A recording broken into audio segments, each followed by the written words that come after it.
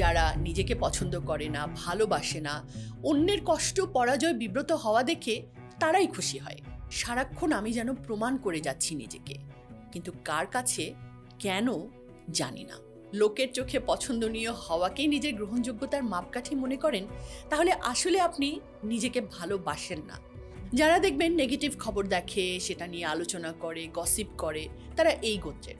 নিজের এই অতৃপ্তিগুলোর সাথে যখন বাঁচতে হয়, তখন অন্যের ব্যর্থতার খবর যেন এক ধরনের সান্ত্বনা দেয়। আপনি কি আপনাকে ভালোবাসেন? আমি জানি আপনি হয়তো ঝটপট উত্তর দেবেন, হ্যাঁ অবশ্যই বাসি। কিন্তু থামুন, সত্যি কি বাসেন?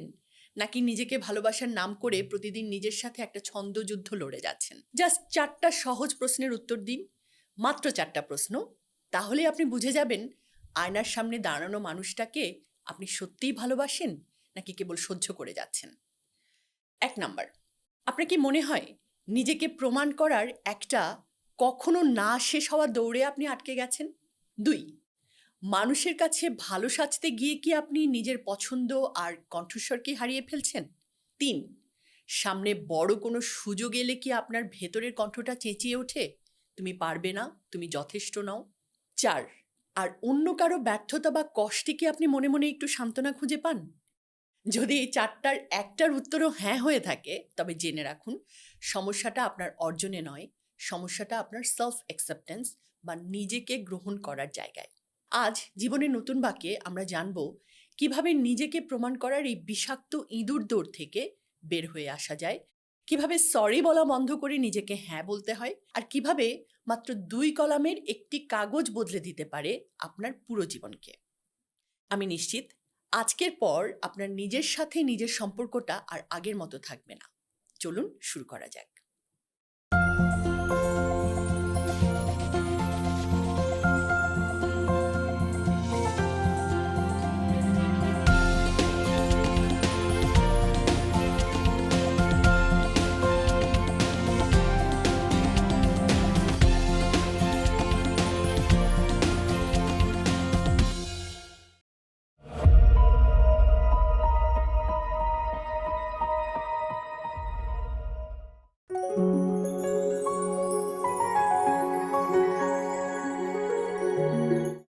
মনে হয় আমি যথেষ্ট নই, তাই অর্জন দিয়ে, স্বীকৃতি দিয়ে, পদবি দিয়ে নিজেকে প্রমাণ করতে হবে।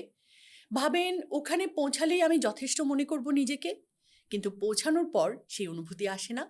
তখন আরেকটা লক্ষ্য ঠিক করেন, এভাবে একটা কখনো না শেষ হওয়া দৌড় চলতেই থাকে।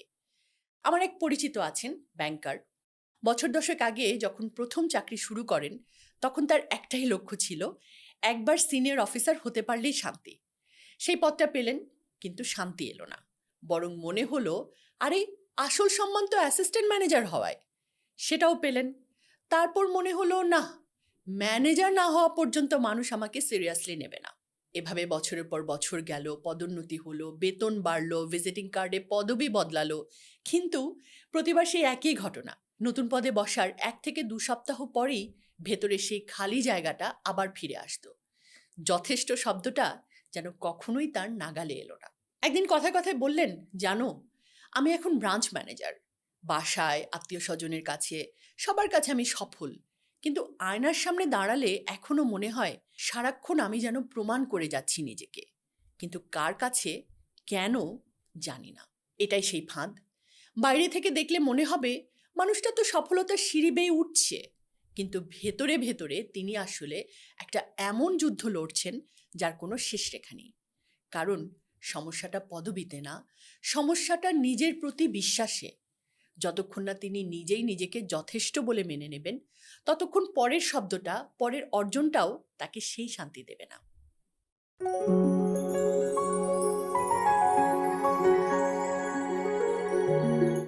আপনি কি মনে করেন আপনি যদি সবার কাছে পছন্দের হতে পারেন, শুধুমাত্র তখনই আপনি নিজেকে নিয়ে তৃপ্ত হতে পারবেন? মানুষ পছন্দ করলেই আপনি ভালো, তা নইলে নিজেকে আপনি ভালো মনে করেন না। এটা আরেকটা মাপকাঠি যা দিয়ে আপনি যাচাই করতে পারবেন যে আপনি আসলেই নিজেকে ভালোবাসেন কিনা। মানে আপনি যদি লোকের চোখে নিজেকে বিচার করেন, লোকের চোখে পছন্দনীয় হওয়াকেই নিজের গ্রহণযোগ্যতার মাপকাঠি মনে করেন, তাহলে আসলে আপনি নিজেকে ভালোবাসেন না। আর এটা যখন আপনি করেন, তখন আপনার যেখানে না বলা উচিত সেখানে হ্যাঁ বলে ফেলেন, অহেতুক ক্ষমা চান, মিটিংয়ে মুখ খোলেন না, যা প্রাপ্য তা চাইতে পারেন না, নিজেকে সবার শেষে রাখেন। আর একসময় বুঝতেও পারেন না যে আসলে আপনি কি চান। আমার এক কাজিন আছে, ম্যাটার্নাল কাজিন, মেয়ে। অফিসে সবাই তাকে সবচেয়ে হেল্পফুল কলিগ বলে ডাকে। কারো প্রেজেন্টেশন রেডি করতে হবে, ও আছে। উইকেন্ডে কারো শিফট কভার করতে হবে, ও রাজি। কারো বার্থডে পার্টির আয়োজন, কারো বাচ্চা দেখাশোনা, কারো পার্সোনাল সমস্যার শ্রোতা, সবখানে ওকে পাওয়া যায়। একদিন দেখলাম বসের অন্যায্য একটা আচরণে ও ভীষণ কষ্ট পেয়েছে, কিন্তু মুখ ফুটে কিছু বলল না। জিজ্ঞেস করলাম, তুই তো এত কিছু করিস সবার জন্য, তাহলে এটুকু বলতে পারলি না কেন? ও একটু হেসে বলল, যদি বলি আর ওরা যদি ভাবে আমি ঝামেলা করছি, তার চেয়ে ভালো চুপ করে থাকা। সেদিন খেয়াল করলাম এই মেয়েটা নিজের পছন্দের রঙের জামা পরে না, কারণ শাশুড়ি অন্য রং পছন্দ করেন। নিজের পছন্দের রেস্তোরাঁয় যেতে বলে না, কারণ বন্ধুরা যদি বিরক্ত হয়। এমনকি প্রমোশনের সময় নিজের কাজের ক্রেডিটটাও দাবি করেনি, কারণ সহকর্মী মন খারাপ করবে। বাইরে থেকে দেখলে মনে হবে মানুষটা কত ভালো, কত নরম মনের, কিন্তু আসল সত্যিটা হলো বছরের পর বছর ধরে সে নিজের পছন্দ, নিজের প্রয়োজন, নিজের কণ্ঠস্বরটাকেই হারিয়ে ফেলেছে। এতটাই অভ্যস্ত হয়ে গেছে অন্যকে খুশি রাখতে যে সে নিজে কি চায় এই প্রশ্নের উত্তর দিতে গিয়ে এখন ওকে থেমে ভাবতে হয়। এটাই পছন্দনীয় হওয়ার ফাঁদ। এখানে ভালোবাসা পাওয়ার বিনিময়ে নিজেকেই হারিয়ে ফেলতে হয়। আর সবচেয়ে দুঃখের ব্যাপার, এটা এতটাই ধীরে ধীরে ঘটে যে কবে থেকে যে নিজেকে হারিয়েছেন সেটাও ঠিক মনে থাকে না।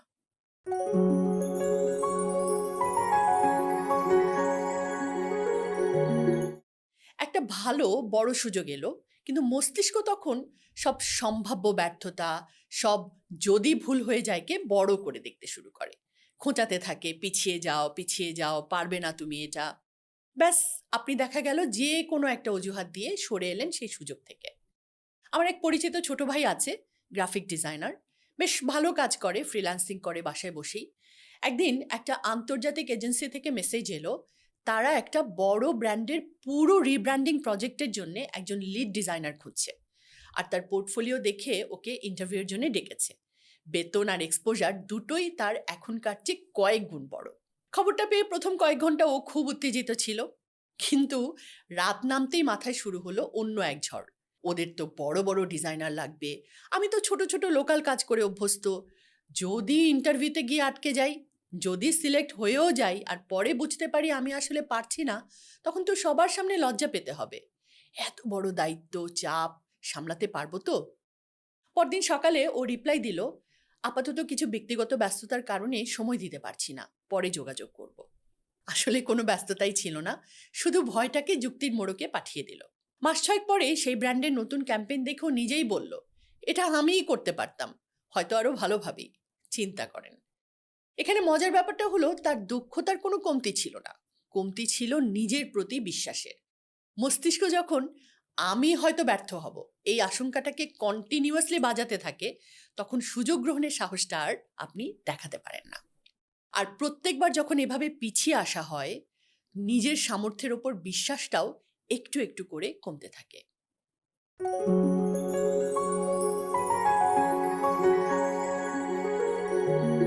দুঃখজনক হলেও সত্যি যে অনেকেই আছে যারা অন্যের ব্যর্থতা, অপমান, বিব্রত হওয়ার খবর শুনলে খুশি হয়। হয়তো মুখে বলে না, কিন্তু মনে মনে পুলকিত হয়। এটাকে জার্মান ভাষায় বলে শাডেনফ্রয়েড। বাংলায় যেমন একটা শব্দ আছে পরশ্রী কাতরতা, অন্যের ভালো দেখে অখুশি হওয়া, এটা হচ্ছে তার উল্টো, অন্যের কষ্ট দেখে সুখ অনুভব করা, শাডেনফ্রয়েড। যারা দেখবেন নেগেটিভ খবর দেখে, সেটা নিয়ে আলোচনা করে, গসিপ করে, তারা এই গোত্রের। এবং এটা তারা করে কারণ তারা আসলে নিজেকে নিয়েই গ্রহণযোগ্যতার সমস্যায় ভুগছে। মানে যারা নিজেকে পছন্দ করে না, ভালোবাসে না, অন্যের কষ্ট, পরাজয়, বিব্রত হওয়া দেখে তারাই খুশি হয়। আমাদের পাড়ায় এক আন্টি ছিলেন, প্রতিদিন বিকেলে বারান্দায় বসে চা খেতেন। কার মেয়ের বিয়ে ভেঙে গেছে, কার ছেলে চাকরি হারিয়েছে, কে ব্যবসায় লোকসান দিয়ে এখন গাড়ি বিক্রি করে দিয়েছে, এই সমস্ত খবর থাকতো তার নখদর্পণে। মুখে বলতেন, আহারে বেচারা, কিন্তু কথা বলার সময় চোখে মুখে একটা অদ্ভুত ঝিলিক দেখা যেত, গলার স্বরে এক ধরনের উৎসাহ চলে আসতো। অন্যদিকে কারো ভালো খবর শুনলে তার প্রতিক্রিয়া খুব শীতল, সংক্ষিপ্ত, ও আচ্ছা বলে প্রসঙ্গ পাল্টে ফেলতেন। একবার একজন তাকে জিজ্ঞেস করেছিল, আপনি এত মানুষের খারাপ খবর রাখেন কিভাবে? আন্টি হেসে বলেছিলেন, কি করব, মানুষ তো এমনই, একটু একটু টেনশনে রাখতে হয় নিজেদের। কিন্তু আসল সত্যিটা অন্য জায়গায়। এই আন্টির নিজের জীবনে বহু অপূর্ণতা ছিল। ছেলে বিদেশে থিতু হতে পারেনি, নিজের সংসারে অশান্তি, বয়সকালে একাকিত্ব। নিজের এই অতৃপ্তিগুলোর সাথে যখন বাঁচতে হয়, তখন অন্যের ব্যর্থতার খবর যেন এক ধরনের সান্ত্বনা দেয়। যাক, আমি একা কষ্টে নেই, অন্যরাও তো ভুগছে। এটাই সাডেনফ্রয়েডের আসল রহস্য। এটা কখনোই আসলে অন্য মানুষটাকে নিয়ে না, এটা সবসময় নিজের ভেতরের একটা শূন্যতাকে নিয়ে। যিনি নিজের জীবন নিয়ে তৃপ্ত, নিজেকে গ্রহণ করেছেন, তার কাছে অন্যের পতনের খবর কোনো আনন্দ বয়ে আনে না, কারণ তার নিজের মূল্যবোধ অন্যের তুলনায় দাঁড়িয়ে নেই। কিন্তু যিনি নিজে ভেতরে ভেতরে নিজের সাথে যুদ্ধ করছেন, তার কাছে অন্যের ব্যর্থতা যেন সাময়িক একটা আয়না, যেখানে নিজেকে তুলনামূলক ভালো মনে হয়। তো এই ৪টা প্রশ্ন করে তো বুঝলেন নিজেকে ভালোবাসার কোন অবস্থায় আছেন আপনি।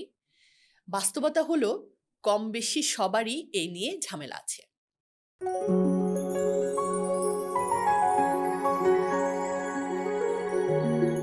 তো যখন বুঝলেন ঝামেলা আছে, তখন কি করবেন? একটা ইন্টারেস্টিং লিস্ট করতে পারেন। কেয়ারলেস লিস্ট, কেয়ার মোর লিস্ট।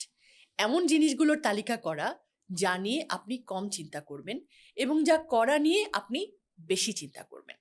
একটা কাগজ নিন, ২ ভাগ করুন। এবার বাম পাশে লিখুন আপনি যেসব জিনিস নিয়ে কম চিন্তা করতে চান। যেমন, আমি আমার শারীরিক গঠন নিয়ে কম ভাবতে চাই, রাস্তায় মানুষ আমাকে নিয়ে কি ভাবছে সেটা নিয়ে কম ভাবতে চাই, পরিবারের মানুষ আমার চেহারা বা ওজন নিয়ে কি বলে সেটা নিয়ে কম ভাবতে চাই। আমি একবার কোনো একটা দেশের একটা অংশে, ধরেন দক্ষিণ অংশের একটা শহরে ১.৫ মাসের মতো ছিলাম আমার ২ জন আত্মীয়কে নিয়ে, তাদের চিকিৎসা করাতে। তো সেই জনপদটির যারা মানুষ, তারা অতি ধনী থেকে শুরু করে অতি গরিব, তাদের পরনের পোশাকের মধ্যে তেমন কোনো বড় মাপের পার্থক্য নেই। পুরুষরা লুঙ্গি পরে, মেয়েরা শাড়ি পরে, একই রঙের, একই ডিজাইনের। ধনী ব্যবসায়ী ল্যাম্বরগিনি থেকে নামছে, সেও ওই লুঙ্গি। আবার রাস্তায় স্ট্রিট ফুড বিক্রি করছে দোকানদার, সেও একই লুঙ্গি। সাজ পোশাকের দিকে তাদের মনোযোগ এত কম যে আমি যেহেতু কাইন্ড অফ একটা উল্টো সংস্কৃতি থেকে গেছি, আমার খুবই চোখে পড়েছে। কিন্তু লেখাপড়ায়, যোগ্যতায়, প্রযুক্তিতে তারা একদম ক্লাস ওয়ান।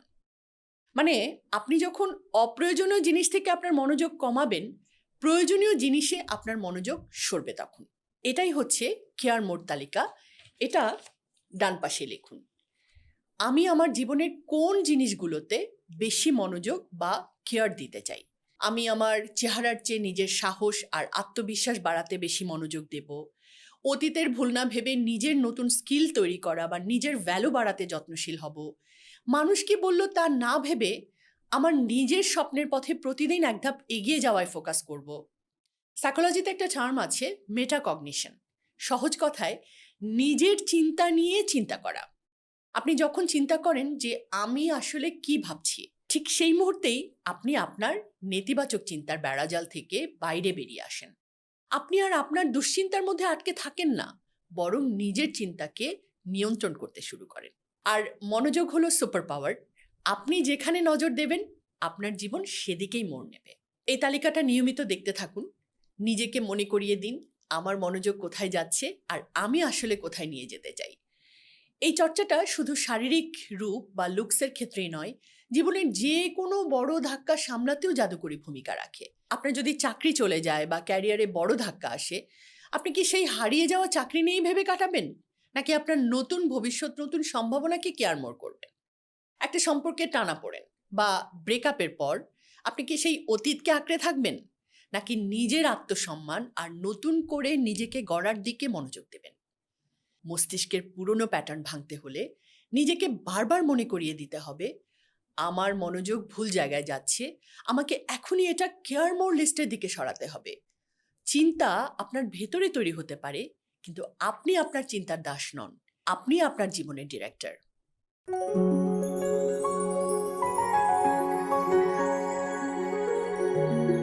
আচ্ছা বলুন তো, আপনি কি প্রায়ই এমন করেন? কথা একটু বেশি বলে ফেললেন, সাথে সাথে বলে বসলেন, সরি আসলে বেশি বকবক করে ফেললাম। অথবা কোনো কিছু নিয়ে ইমোশনাল হয়ে গেলেন আর তখনই বলে ফেললেন, সরি সরি আমি একটু বেশি ইমোশনাল হয়ে যাচ্ছি। শুনতে খুব সাধারণ মনে হয়, তাই না? কিন্তু আসলে যারা নিজেদের ভেতর থেকে গ্রহণ করতে পারেন না, তারাই এভাবে বারবার সরি বলেন। আর এই সরি বলাটা কি করে জানেন? এটা আসলে নিজের একটা দুর্বলতাকে হাইলাইট করে দেয়, নিজেকে ছোট করে ফেলে। তো এর বদলে একটা কাজ করতে পারেন। সরি না বলে ধন্যবাদ বলুন। যেমন ধরুন, সরি অনেক কথা বলে ফেললাম, না বলে বলুন শোনার জন্যে অনেক ধন্যবাদ। আর সরি আমি ইমোশনাল হয়ে যাচ্ছি, না বলে বলুন ধৈর্য ধরে পাশে থাকার জন্য ধন্যবাদ। বিষয়টা নিয়ে আমি সত্যিই একটু আবেগপ্রবণ হয়ে যাই। দেখবেন শব্দ দুটো বদলালাম মাত্র, কিন্তু পুরো ব্যাপারটাই বদলে গেল না? এতে শুধু আপনার নিজের ভালো লাগবে তা না, যে মানুষটা শুনছে সেও একটু ভালো ফিল করবে।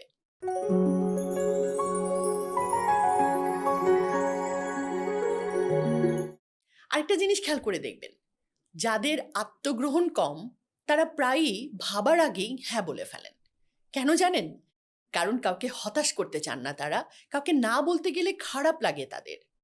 তো এর সমাধান কি? সমাধান হলো সাথে সাথে না বলাও না, আবার সাথে সাথে হ্যাঁও না, বরং একটু সময় নেয়া, যাতে ভেবে সিদ্ধান্ত নিতে পারেন। ৩টা ধাপ মনে রাখুন। প্রথমে বলুন আমাকে মনে রাখার জন্য ধন্যবাদ। তারপর বলুন আমাকে একটু সময় দিন, সূচিটা দেখে নিই বা বাসায় একটু কথা বলে নিই। আর শেষে বলুন আমি অমুক সময়ের মধ্যে আপনাকে জানিয়ে দেব।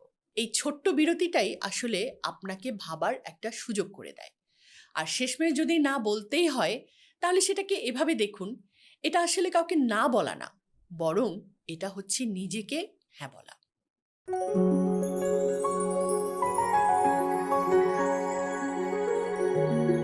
আপনি আপনার চিন্তার দাস নন, আপনি আপনার জীবনের ডিরেক্টর। আজ থেকেই আপনার কেয়ারলেস আর কেয়ার মোরলেস তৈরি করা শুরু করুন। কমেন্ট বক্সে আমাকে জানান এই 4টা প্রশ্নের মধ্যে কোন প্রশ্নটা আপনাকে সবচেয়ে বেশি নাড়া দিয়েছে, কোন জায়গাটাতে আপনি নিজের অজান্তেই নিজেকে আটকে রেখেছিলেন। আপনার একটা কমেন্ট হয়তো অন্য কারো আয়নার সামনের ভয়টাকে মুছে দিতে পারে। ভিডিওটি ভালো লাগলে আপনার সেই প্রিয় মানুষটির সাথে শেয়ার করুন, যাকে আপনি প্রতিদিন নিজেকে প্রমাণ করার অহেতুক যুদ্ধে ক্ষয়ে যেতে দেখছেন। জীবনের নতুন বাক্যে সাবস্ক্রাইব করে পাশে থাকুন। নিজেকে ভালোবাসুন, নিজের যত্ন নিন। দেখা হবে আগামী পর্বে। ধন্যবাদ।